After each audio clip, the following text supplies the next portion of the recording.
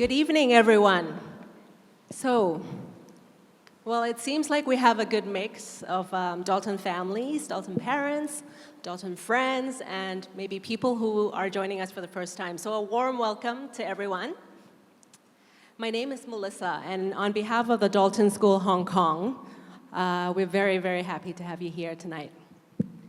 So for newcomers, I'd like to first offer some background about the Dalton Speaker Series that you're all attending tonight. These are discussions that we hold regularly with esteemed thought leaders to tackle, dissect, and share insights about some current and compelling subjects surrounding the education industry. We take a look at how things stand now and ponder what the next step should be. Tonight, we're truly honored to have two very influential voices in their respective fields, Dr. Helen Wright and Mr. John Zhang, join in our discussion of the topic, Reimagining Education, the Power of Hong Kong's Distinctive Edge. Helen is an internationally acclaimed educationalist who has touched on many aspects of learning and education in her illustrious career, and advises a broad range of senior international school leaders and corporate executives across the world. Apart from long-standing experience in leadership development, her passion also lies in advocating global competence and internationalizing learning and education. John, of course, needs little introduction. After his long service with the Hong Kong government, he has been devoting his time in different projects, including founding a nonprofit organization, Esperanza, to spearhead a movement of hope that encourages the community to reimagine Hong Kong's future with new and global perspectives. We truly cannot think of a better spokesperson to provide us with a well-trusted Hong Kong lens as we dive into this chat. Helen and John both wear many hats, and indeed, one that they share is a seat on the board of the Dalton Foundation. Throughout the years, we have been extremely lucky to have them steward our school with their expertise, and we look forward to their continued guidance as we strive on to break new grounds in reshaping the education landscape in Hong Kong. The first part of our event will be a moderated discussion of tonight's topic. Our moderators are the principals of our international stream, Sean Porter, and local stream, Sean Porter and Ivy Yip, respectively. After that, we'll open the floor for questions from the audience before we invite all of you for some refreshments and the opportunity to approach our speakers for some personal exchange. All right, with that said, let's get things going right away. On to the fireside, please. Okay. Good evening, everyone. Welcome again our honorable guests, Mr. John Chang, GBM JP, and Dr. Helen Wright. Let's get started, okay? I would like to ask the first question. What are the key characteristics of 21st century learning, and why are they essential for today's students? Or lady first? Thank you very much indeed, thank you. And thank you very much indeed for the opportunity to be here tonight, because I think that one of the key elements of an evening like this is not simply for us to speak and share our views, but it's actually to encourage everybody here to think. And that's what's important about it. So I can certainly give my opinion, but I want people here to be working as well. And there is always work to do when you come to a school. Always, always. Always great thought. But I think we talk about 21st century learning, and in fact, we're quite a way into the 21st century now. So we have to recognize that even what was appropriate at the beginning of the 21st century is something we've moved beyond. But I think we use that as a code. We talk about 21st century learning, and what we really mean is future-focused learning. We're looking at what is it that our young people need to learn, to be, to do, to think, and what do they need to experience in order to be able to lead really satisfying lives. And I think when we think about this from a parental perspective, what is it that parents want for their children? They want for their children to be happy. And by that isn't a fluffy concept. It's something very, very deep. It's they want them to be able to be satisfied, to be content, to be able to be successful in the world. But I think that now we're redefining the understanding of what success means. What was success several decades ago is not what success means now. It means very much, I believe, for a child to be able to lead. And that means that they start by leading themselves, that they're self-aware, that they understand their strengths, their areas for growth, and they understand that they can't be all things to all people, but they can be specialist in certain areas. So they start by understanding themselves, and then they understand others. That kindness, that compassion for others, and a strong sense of service in the world, because the world needs them. So 21st century skills involves all sorts of things. And I'm sure John will speak about the critical thinking and all sorts of other elements, all incredibly important. Future-focused learning, that's what we're doing, and that's what we're trying to prepare our young people for. That's a rather long question to what could have been, a long answer to what could have been a short answer, but I will stop there because I know that John will have plenty to add to it too. Thank you very much. Thank you very much for inviting me. I'm so happy to be here to share some of my thoughts with you. I kind of agree more with Helen with what she said. What we're trying to do at Dalton here is to provide a future-proofed education so that the students, and as we continue with the next three-quarter of the 21st century, they will know which way they are going. It's so right to say that a lot of the kids in the previous century have been following the demands of the parents of becoming, in Hong Kong, all the smart kids go to medical school, they become lawyers, or they become accountants. Are they going to be as important in the future? As we know, in the last few years, with the advent of artificial intelligence, many things is going to change. It's not going to be the same. So with the students with their own AI assistant pretty soon, every one of them will have their own assistant. So would there be as much need for sort of the reiteration, cognitive knowledge? Maybe what is more important is all those soft skills that we need to learn in life. What I call all the C words, critical thinking, communication, collaboration, curiosity, Just remember the C words, and those are the important things, because the artificial intelligence can do the rest, and we need to make good use of them. It's not something that we need to be afraid of or to avoid, but something that we need to make good use of and supplement the learning of the students. So thank you both very much for being here tonight. And you both mentioned this idea of being future focused, and then John, you're starting to bring up the thing that came up from many parent questions too, is this big idea of AI and how it's disrupting all industries, but in particular education. So I guess either one of you could take the lead on this, but what do you think might be some of the best ways that educators can integrate tech? Because you're saying let's not be afraid of it, right? So how can we thoughtfully integrate technology into our classrooms, and what might be some of the rewards that come with that, but then also maybe what might be some of the risks that we should be aware of as we navigate these kind of uncertain waters? Well, I can start with that as well, because I think we must never forget that technology has been created by human beings and is for the advancement of humanity.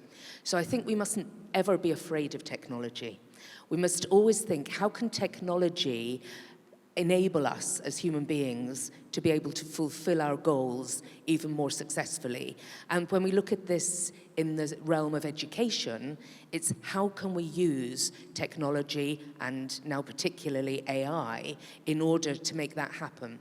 So I think there are a number of elements that we need to be conscious of. And the first is a mindset. Having that mindset about AI and technology, that they are tools.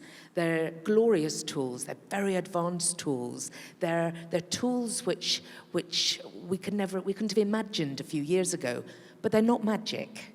They are actually tools which have been created by others. So the mindset is very important. We need to think, how can we utilize the tool rather than do we need to be afraid of it? Then I think, picking up on what John was saying about the critical thinking, we need to make sure that what we're doing with our children, and I would say with our adults as well, is helping them become very astute and very perceptive about what the tool is, and not simply to believe what you see on a screen. The question is, how did it get there? What's behind it? Where are the biases? How can I use this? And where am I going, not where am I led? And this is where I think Dalton really comes into its own, because we don't want our children to be led by technology. We want them to lead technology. So if we start with the mindset, then we think about those critical, analytical skills. I think that's a really good starting point. And I did mention adults there as well, because remember that teachers are great. Teachers are amazing people. They really are, because of the dedication that they have. Sometimes they're scrambling to keep ahead of the curve with everything else. And I think we need to make sure that our teachers feel really empowered with that mindset and with those same critical skills themselves. And we should be investing, as indeed we are here at Dalton, in the development of teachers. And then it comes to parents as well. You know, I think we all owe it to ourselves, really, to keep that mindset, those critical skills going, and then think, how do we want to use it? What can we imagine? And that imagination, that creativity can take us a long way. So let's not be afraid of it. Yes, there are risks. There are risks if we're afraid, and there are risks if we don't have the right mindset, the right critical skills, and so on. But John, you will have encountered this in so many places now. No, actually, I want to give you an example. I remember when I was in high school, that was like half a century ago, quite a long time ago. Some of you may not have been born yet. I was in a surveying class, and in those, I was living in New York. And in a surveying class, you're supposed to look into a telescope and do calculations and all that on the spot. And in order to do calculations, we had to carry what we call a slide rule. I don't know, a lot of you may not have seen one. And the slide rule it has to be made out of good material. Otherwise, in a cold weather, it would contract, and the calculation is not as accurate. And in the summertime, it expands, and again, it changes the calculation. And then all of a sudden, we knew there was something called a calculator. And that changed everything. And that is the advent of technology and how it makes an impact. And not to mention that when we started using computers, I used an Apple II before, and I thought that was the greatest thing. And then now, with the mobile phone that you have, it can do, amazing things. That's why we need to lead that technology and make it work for you. And I think, but I don't worry about this generation of kids knowing how to use the technology because they grow up with it. But important is the teacher training aspect, because a lot of the teachers were trained in the last century.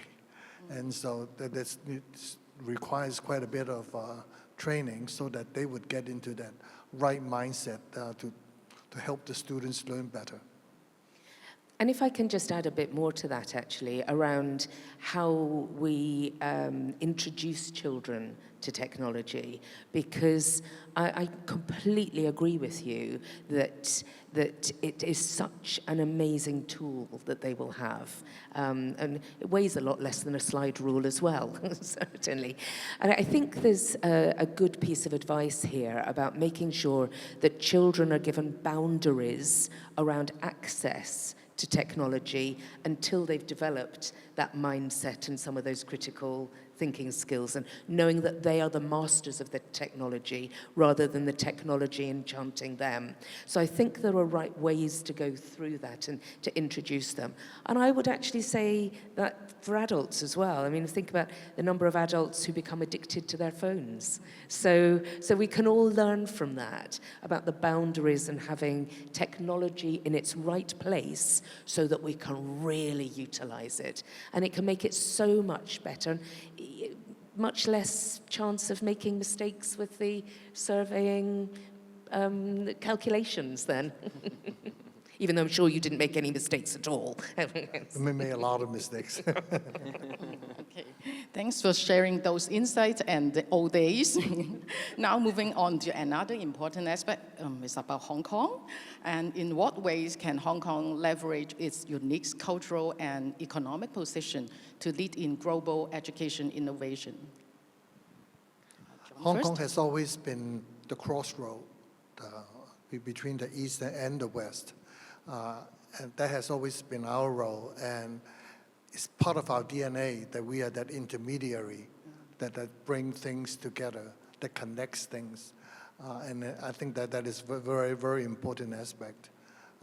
And we're under the one country, two systems principle that we have here. We have a lot of room to leverage things from the East as well as from the West. So that is definitely an advantage, something that's a lot more than any one place would have. So I think we can make good use of that and bring in, global solutions, localize them, and make them useful here in Hong Kong. And if I can add to that, I see that very much because I do a lot of work with schools across the world. And I see that Hong Kong is very much a place where East and West can meet. And in fact, it's needed more than ever. And I think one of the dreams of Dalton is to enable the children here not only to have a positive impact on what's happening in Hong Kong, but actually very resolutely to be able to go out into the wider world, because our world needs our young people to be able to collaborate, to understand one another. COVID was a time which brought people within boundaries and national boundaries in a way that was necessary to curb the virus, but actually was unhelpful in terms of enabling people to grow together. And so one of the privileges I feel I have to be able to participate in the Dalton school and the Dalton concept of education here in Hong Kong is to help that be really understood in Hong Kong and beyond, and to enable our children to recognize that they have that role as well to take that further forward, because the world needs it very much, and this is the place for it to start. And I really believe that children growing up in this kind of environment is a lot more tolerant of differences and more acceptive of inclusion and all of the other aspects. And so I think that is the real advantage that we have, and we should make use of it. So you are both kind of speaking to this now, some of the advantages that kind of that Hong Kong's position brings it, right? This integration of East and West. So maybe John, you could speak a little bit to how I think COVID but education in general is an industry that often works in silo. So how might we be able to tap into some of the resources in businesses and communities? I know you work with NGOs. How might we bring these worlds together to really kind of advance education further? I think the short answer to something like that is, let us not reinvent the wheel.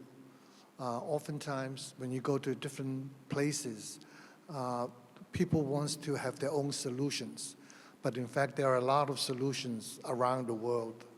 We just need to bring them in, localize them, verify them, and we can make good use of them very quickly. But, so let's not, have that idea of if this is not made here, it's not applicable here. So I think we can make better use of the knowledge that exists or methods that exist and make good use of that. And if I can add to that, I think that we mustn't be afraid to articulate the fundamentals. Because often when we speak, we talk about, we use the word school. And the word school brings into our mind all sorts of images of people behaving in certain ways. And we talk about education, and we actually think about exam results.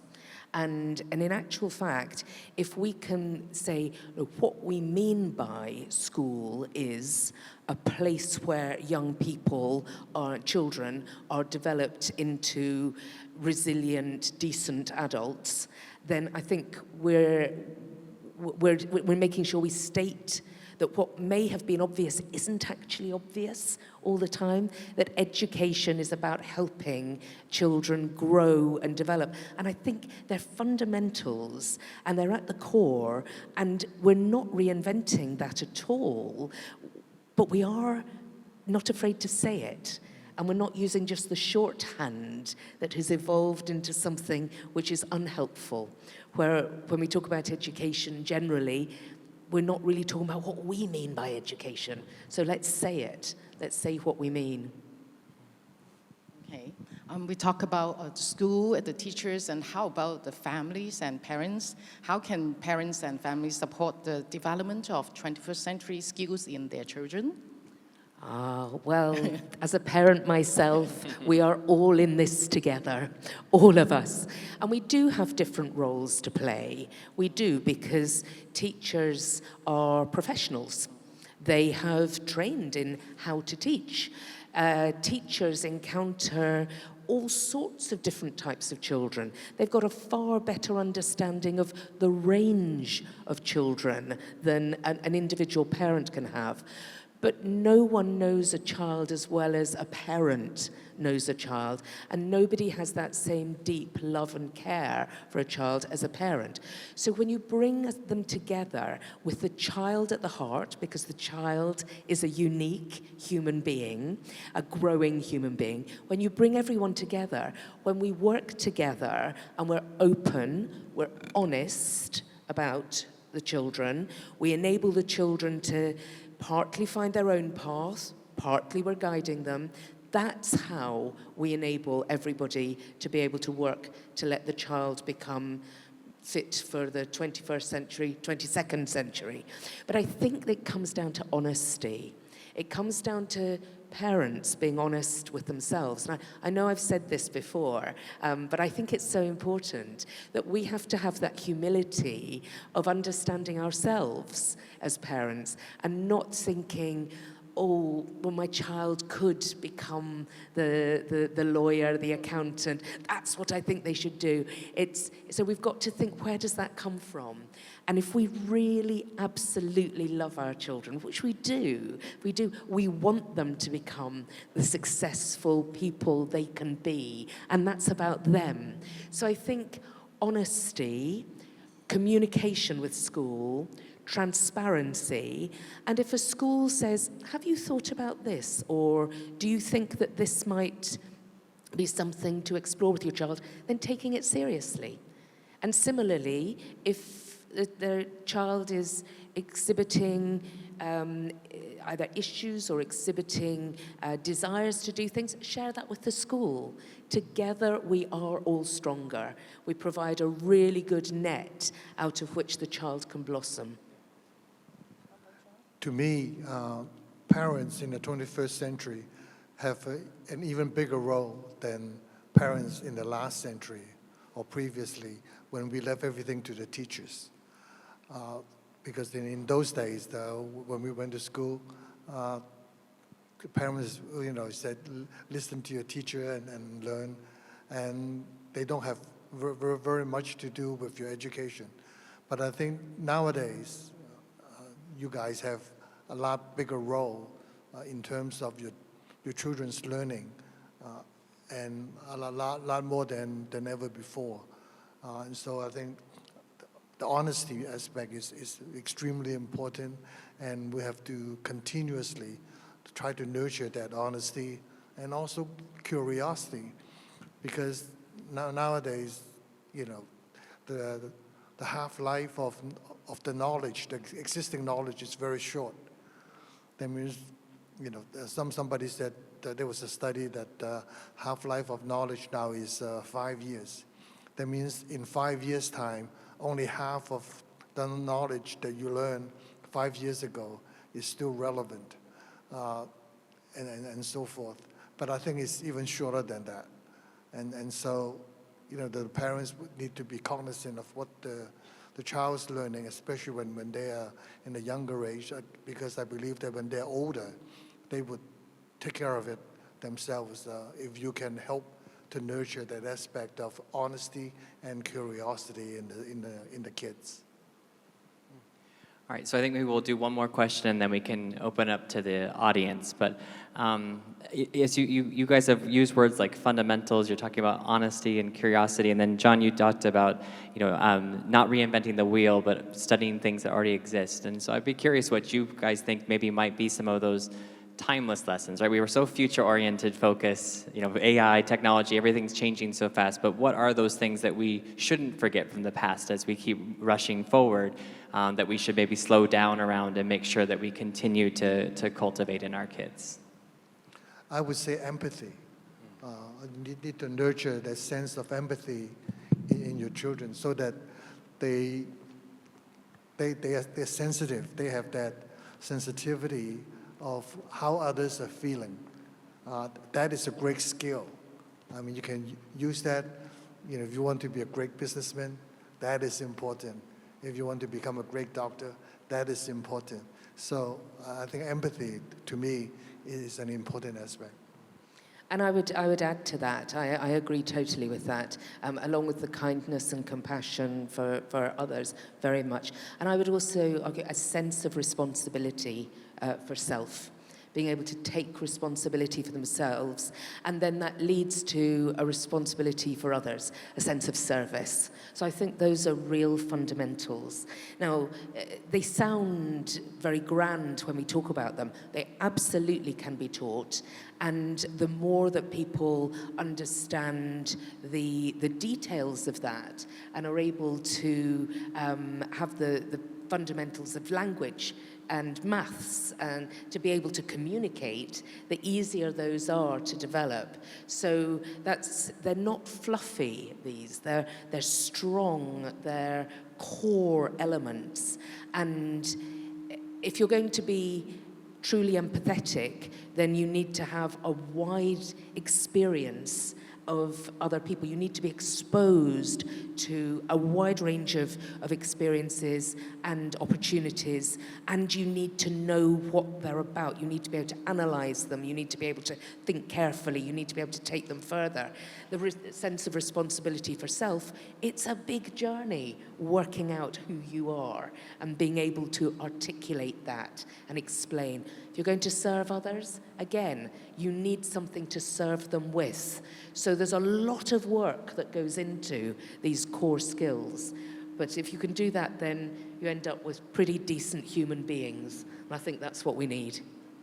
Which I think is, as we open up to the audience now, I think that's it's prevailing themes that I think we're definitely hearing is this emphasis on human skills, but beyond just human skills, this knowledge of self, but also how we take care of others, and that's really resonating tonight. So thank you. But I think Melissa, I think you're going to help get our audience if they would like to ask some questions. Yes, let's keep the discourse going. May we invite some questions from the audience for our panelists? Hello, thank you very much for your time and sharing with us. It's been very beneficial for me to learn as a parent. I have a slightly provocative question, if I may. So you painted a very nice scenario for education in the new age of AI. But then we also face the reality of the majority of your clientele, if I may use that word, has different aspirations for their kids, often judged by ranking of the universities, ranking of the schools and schools. And if you were Oxford University, you can ignore that. But as Dalton is building his name and trying to attract more parents and kids, how do you balance the two? I love provocative questions. Yes. And I think that this is where we all have to be on a journey. Because when we make assumptions or we hear those assumptions, as I was saying earlier, when we say the word school, we think of a certain type of school. But in fact, that's not the most successful type of school for young people. And we need to learn that, and we need to be on the journey for that. Sometimes when we think of future, we think, oh, it must be Oxford or it must be Harvard. Well, it is true that for some people, that will be the right place, but it will absolutely not be the right place for some other people.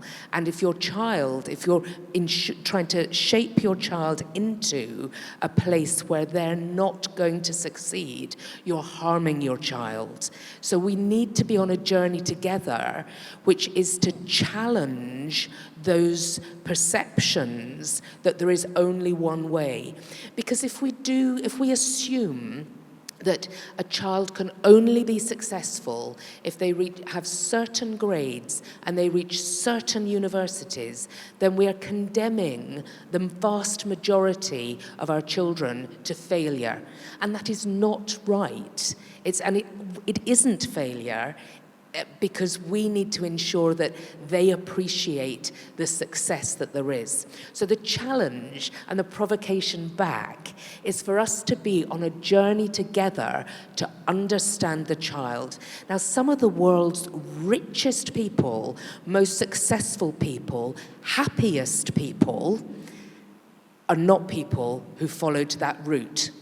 And we've got to think about this, about where is the most successful, the happiest route for that child in front of us.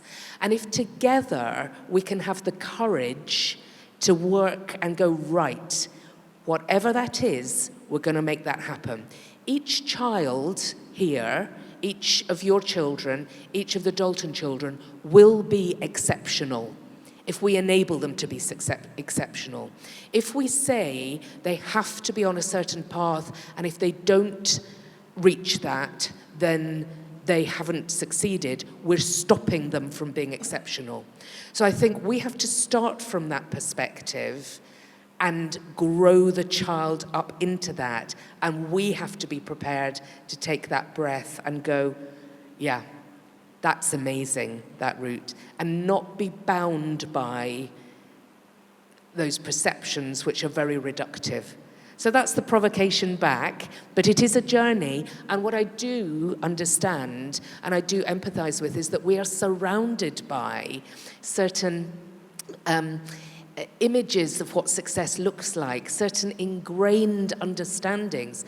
But if we can realize that we are being led by those, and we shouldn't be led by those. We want our children to lead. If we can understand that and we can support them as parents and educators, that's going to make the absolute difference in their lives. So together we are stronger. It is a journey. We have to take a deep breath, but let's aim for exceptional. Yeah, and I think in many of the school systems, we have been dictated by tests, different tests. In Hong Kong, we are hindered by DSE. Because of DSE, we have to structure the curriculum in such a way that they would do well so that they can go on to schools like Oxford, Cambridge, Harvard, MIT, and so forth. I don't think it's necessary, because I would go on and question, would there still be a need for universities in 10, 20 years? Is that necessary? That needs to give a lot of thought to it. It's political, it's economic, social, cultural, all these different things. But given the use of technology, perhaps there is no need for anymore for that. Some of the richest, most successful people in the world now never finished college. So I think we need to question those, be as provocative as possible, and question that. Is there a need for DSE? Is there a need for those standardized tests to differentiate the levels of kids so that they go to different levels of university so that they can succeed in life? And then we go on and challenge, is there going to be still a need for universities in the future, or universities in the current form? I think universities are still important places for young people to learn to socialize, to empathize, and so forth. But in terms of knowledge acquisition, I think there may be better ways. And if I can add more to that, I think it is absolutely a journey. This isn't an either or. It's not university or no university. It's about this journey that we're on with the child and exploring and keeping a close eye out. It may be that one of your children here absolutely has always wanted to be an accountant. And they've always wanted to do that. And they're desperate to do it. And they've been reading about how to be an accountant for years and years. If that's the case and that's their dream, let's enable it for them. And let's make that happen.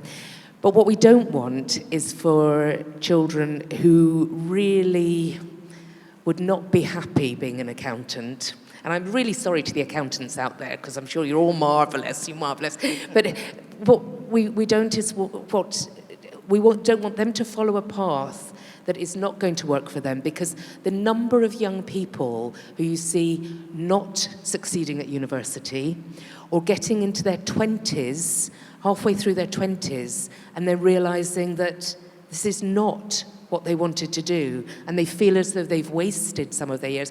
We don't want that for our children. We do want to enable them to get wherever it is they want to do. And to be honest, they'll probably go on to all sorts of things. And they'll go into various different careers, and fantastic. I think that's great to do that. But we'll enable them to do that. Together, we can do that. And that learning path not just applies to your children, applies to you too. On average in Hong Kong now, the women live up to 87 on average. That means half of them live beyond 87. I mean, I've been to so many uncle and aunties' 100th birthday. I mean, it's just incredible. So for you to be in your 30s and 40s, you have a long way to go. And by the time you get to be 60, for example, whatever you've learned when you were in college may not be relevant anymore. So that curiosity is important for you to learn continuously, to learn new things, so that you can adjust or adapt to a new environment that goes on. How many of you have been using AI? Are you well equipped to use Gemini or Llama or ChatGPT and so forth? Those are important things. and pretty soon, I believe, within a few months, all of those things is going to have a new version that would come out, and which is a lot more powerful than before. So if you don't follow it, you're going to lag behind. So I've always suggested that school departments or governments should not put all the resources in education just in the first 20 years. They should leave some so that older people can go to school, let's say when they're 40s, and then again when they're 60s, because easily any one of us could work up to our 80s. So it's a long way to go, and perhaps for economic reasons, we may even need to work to our 80s. So there's something that we need to keep in mind. Hi, I have a question, but before I go on with my question, I would say, yes, I'm like you, I don't really believe in like DSE or anything, because I think all of us are very different, right? And the DSE or anything is kind of like in the moment proof of what you can do or you can't do, and it technically tells you what you can do in future, what you can't do in future. So therefore, I don't really believe in fixed exams or anything like it, or IB is kind of the same for me. I would say I'm a good example for this one too, because my CV is more like a roller coaster from I didn't fit in the old school model, and then I decided I do something very different here, very different there, very different there.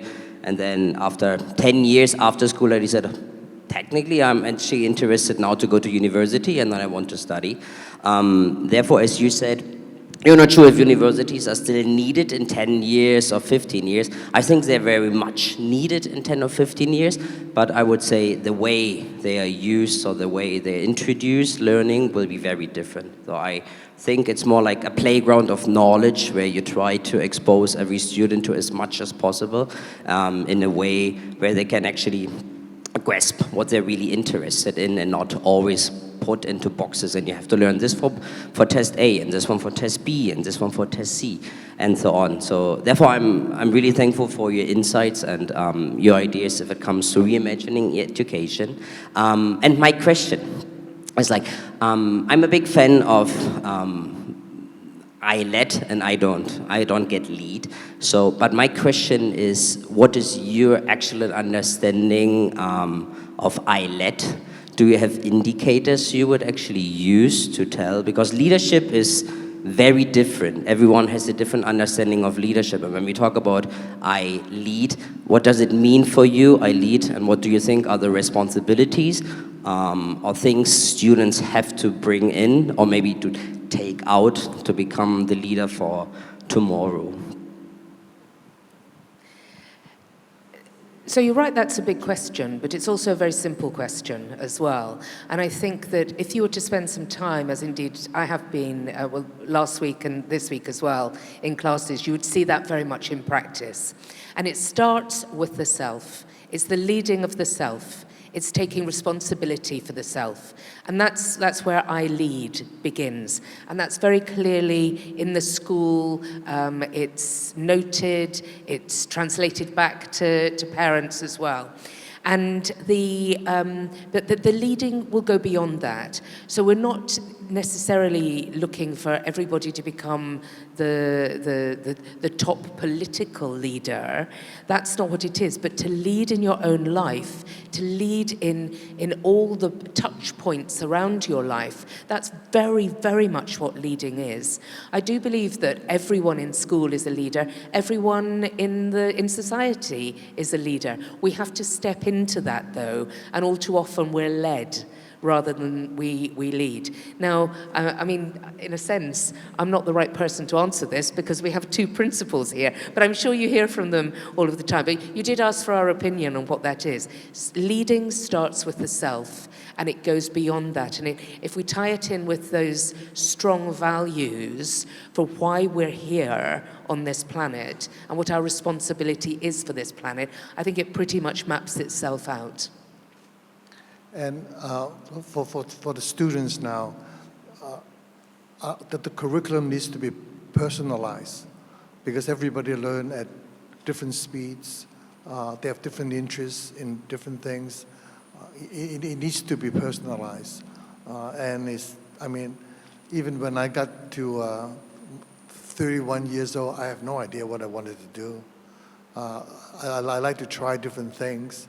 And actually, previous to my 31 years, I've tried many things. I've been an architect, I've been a teacher, I've developed curriculum, I've washed dishes, I deliver food. I did a number of things. I was exploring, and I think giving young children a choice, they need to choose, so they need good exposure to different things so that they know what to choose. They need to learn about all of that, and I think that's important because for them, it's a long life ahead of them. So it doesn't matter, they do different things. I do believe that children, the generations in the 21st century, they're not going to have sort of like a career-long job, that they will stay in one job for 40, 50 years. I don't see that happening. I see them doing multiple things at the same time, or maybe in short periods of time, one after another, things that they're interested in, things that make them happy. And I think we need to nurture that. I think that curiosity is a very important thing. And I can add to that as well. As you were speaking there, John, I was thinking that this is definitely something where young people have to keep pushing the boundaries, because if they just accept what's around them and those previous expectations of them, then nothing will evolve and change. And we're not looking for revolution in any way. It's a return to the simplicity almost of people being able to lead themselves, lead others, contribute to the world, and do that in a way that isn't predetermined or uncomfortable or makes them unhappy and therefore unable to do that work. But we'll still see, for now, we'll still see certain courses at university, certain pathways to certain jobs. And so it is going to be for the braver of our children to be able to say, actually, this is how I'm going to do it, and lead the way. And that's what will make the change happen. So they are at the vanguard. And good for them. Absolutely. All right, I think we will take one last question. Yeah. Hello, good evening. Thank you for your time today. I just wanted to ask, how do Dalton schools around the world work together? And what is Hong Kong's role being, as you said, the bridge between the East and the West? And I ask because my kids actually studied in a Dalton school in Australia when we were living there. And it's considered one of the best schools in Australia, a lot, if not in Sydney, if not in the whole of Australia, Ascom School. And a lot of top politicians came from that school. So I'm just wondering. So I can actually answer that one, and I know Ascom very well, actually, indeed. And the answer to that is that the Dalton schools around the world don't work together as well as they could or should. Now, they do share a philosophy, and it's a very clear philosophy. It's manifested, as you would expect, differently in different places. And there are small groupings of Dalton schools. For example, in the Netherlands, there are a number of Dalton schools, and they work together. There are loose confederations and a loose understanding. But I think that one of the things that we have as an opportunity, and it's a very strong opportunity, and one that certainly the board is looking at the moment, is helping to facilitate those the engagement amongst them. The Dalton School in New York is a prime example, and being able to have those connections is a great opportunity. All Dalton schools are linked by the philosophy. We all understand that, and we know what we're doing works. There is absolutely scope for a greater movement in that respect. So watch this space. All right, thank you so much for the active audience participation. And I think we would like to wrap up the onstage session of tonight. So a big thank you to both Helen and John for examining this intriguing topic with such eloquence. It's certainly an ongoing discussion we should continue to be thinking about. And I hope we're all going back with some food for thought. So may I invite the audience, well, you just clapped already, to invite me in thanking them again for enlightening us with their insights and vision. Thank you, everyone. Have a lovely evening.